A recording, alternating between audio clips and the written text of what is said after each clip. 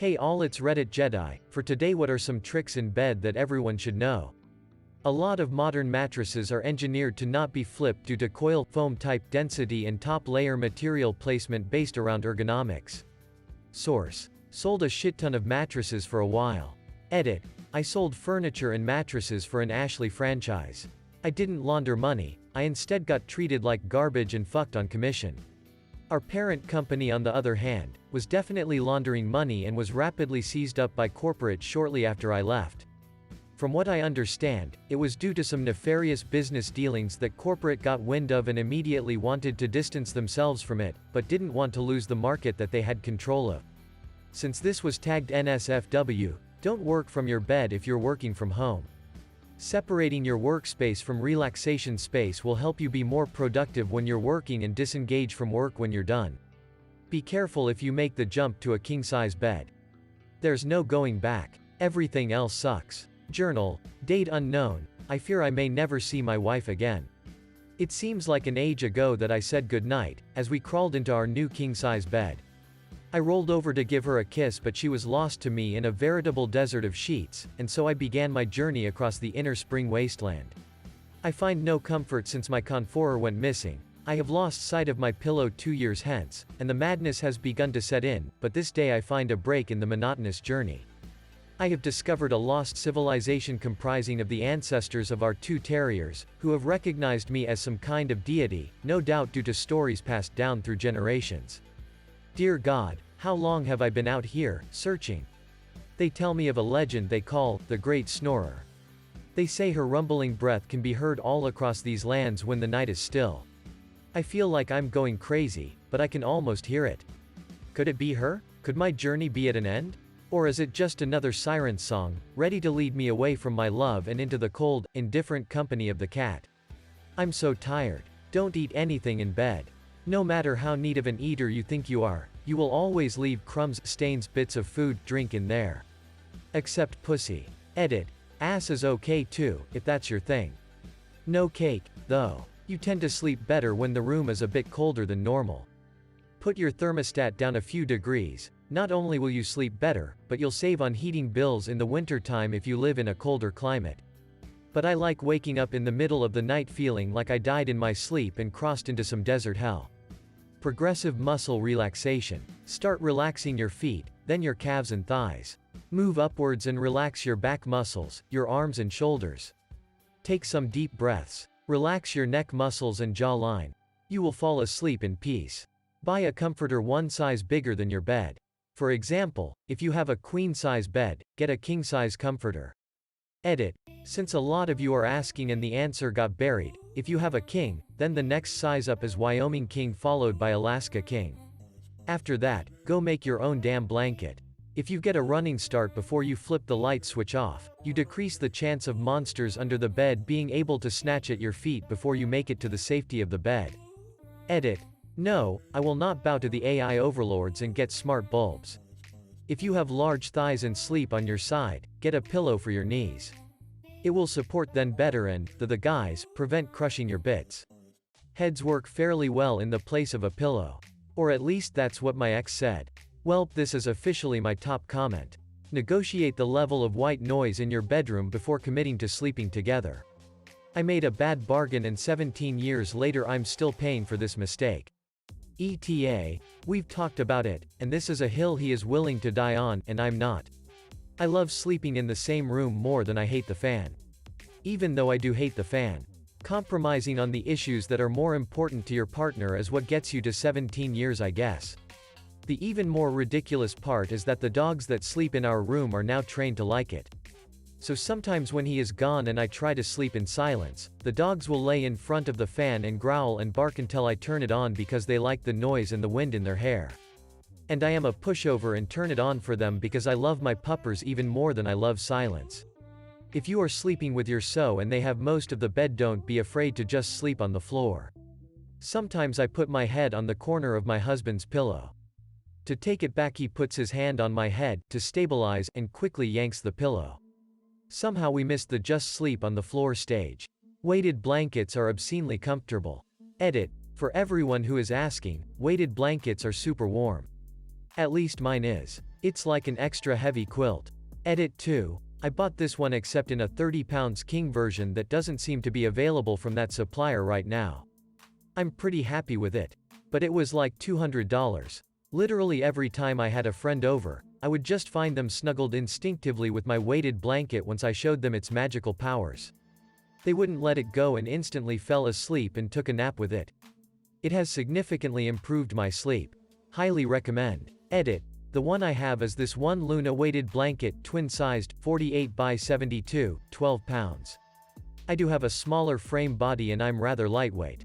I have the 12 pounds and it works fine for my weight. To check the chart for your appropriate weight. Smiley face. Have at least 3 layers over you when it's cold. Just like clothing, layering your bedding makes it easier to get and stay warm. And you can easily remove single layers if you get too warm. When you're camping, especially in the winter, flip this around. Have 3 layers beneath you for every layer on top. Helps keep you insulated. Oh, and don't use a cot when winter camping because the cold air gets underneath you too and negates your layers. If you have a fan on low, even if it's not pointed at you, it can create the kind of noise that prevents you from hearing every little house click and thing happening outside. I can't sleep without a fan. It saved me from my neighbor's noises. Apartment complex. Good advice. Laying on your left promotes digestion as gravity moves food through and cuts down on heartburn. I get terrible nightmares when I sleep on my left side, not sure why. Edit. Wow, OMG, this blew up. Rip my inbox.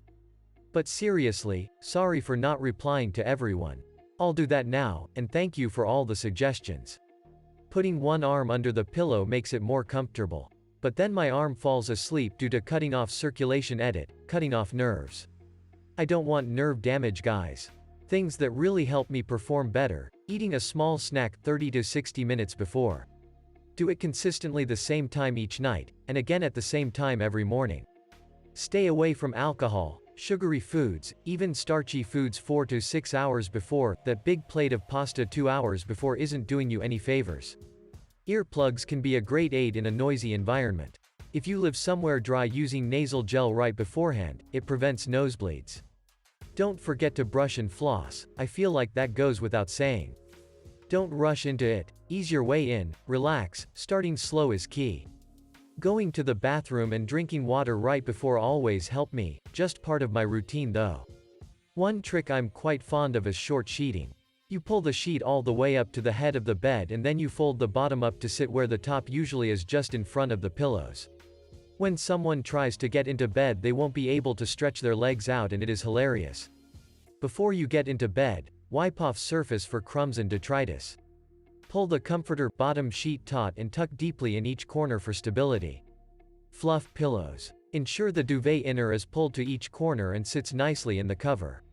Correctly align the duvet to 90 degrees and ensure it's aligned evenly across both sides. Give a quick shake of the duvet to freshen the air underneath. Always tuck the bottom of your duvet under your feet. There's room for this as your duvet is one size larger than your bed. Ensure all LED lights of any kind are covered over with black tape. Jam newspaper into any door that might wiggle in the wind. Ensure curtains blinds are all the way down and wedged into the window indentation so there's no gap for light around the sides. And if you sleep in a big bed alone, switch sides every once in a while, or sleep in the middle. Sometimes your brain is conditioned to think you have less room than you really do. If you sleep in a big bed all alone, make sure to spread your arms and legs and take as much space as possible to keep the ghosts from joining you in bed. I have a joke about poppy seeds. A guy goes into a small grocery store. He sees a pile of potatoes, and asks the storekeeper, "What are those?" "Those are potatoes, can I have a kilo of potatoes individually wrapped?" The storekeeper shakes his head and starts wrapping potatoes. "What are those?" "Those are plums. Can I have a kilogram of plums all individually wrapped?" The storekeeper cusses under his breath and starts packing plums. If you sleep with stuffed animals, wash them in a pillowcase on a delicate setting and then put them in the dryer on a low setting. I do it about once a month or when I notice I'm getting acne on my jawline or neck. They will have fun getting a bath and jumping around in the bouncy castle. Edit. Forgot to say no more than 3-4 at a time depending on their size and not the pillowcase. When I need to fart, assuming I am still awake, I slowly turn my body to face my wife and then gently pull the sheets laterally across my body, exposing my rear to the chilly night air. I then delicately push out tiny puffs so as not to wake her. When I feel that I am done flatulating, I make some light fanning motions with my hand to propel the cloud of death to the far corner of our room. If it all goes smoothly, I ease myself back into a sleeping position and pretend like nothing happened. If it doesn't go smoothly, I grab my pillow and go sleep in the guest bed. A bunch of melatonin, no phone, ether, and limiting blue light exposure will really help with you falling asleep. Edit. Thank you for all the recommendations to limit my melatonin use. I appreciate the lookout. I use it sparingly throughout the week and usually only take it if I am trying to go to bed but am not sleepy yet. Otherwise I go without it. I will not give up my ether though. Fabric softener is actually really bad for cotton sheets, leaves a film that breaks down the cotton, and then makes the sheets not as breathable, because it's basically waxing the fibers. Actually, fabric softener as a whole is bad to most fabrics. Learned this working for a home store, and my sheets and towels last longer and look better. Better to buy better quality sheets, Egyptian cotton, 300 to 600 thread count, and not sateen. Sateen is a weave. Satin is 100% polyester, and a no-go just for that. Covering up with more blankets while sleeping nude traps more body heat and keeps you warmer. It's more effective than sleeping with pajamas. Wow, I am way dirtier than the first 20 commenters. All about actual tips for sleeping. What is this? I'm not saying I have a naughty tip to add, just wanted read up on some suggestions. Color me disappointed. Change your bedsheets. Having a clean bedsheet really changes the ambience and put you thermostat down a few degrees. Tuck the most inaccessible corner first when changing the sheets. Absolutely. If you're not one of those fancy people with a bed in the middle of a wall, always do the corner first. The corner is always the toughest, and no one likes doing that awkward belly flop push, stretch and tuck whale movement after the other three corners are locked and loaded. No one likes doing that awkward belly flop push, stretch and tuck whale movement after the other three corners are locked and loaded. I am happy to see that this is a shared human lesson. This is the most accurate thing that I wish I could explain without sounding crazy. It really is such a big difference for everything. I hate that I'm back in a queen-sized bed. This does not feel like royalty. I gave my son a queen-size bed because he had the room and I wanted to not have to buy him another bed. 3 years later his queen bed is at his dad's, I'm moving again and he'll have a smaller room. I offer to get him a nice twin so he can have room for activities in his room. He's 13, at the furniture store, and burst into tears. He didn't want to seem ungrateful, but going from a queen to a twin felt impossible and he didn't know how to say it. He's a love. Being a teen is hard. I just bought him a second queen mattress and he's a happier kid for it. I'm gonna wait a while before opening the king-size door to him.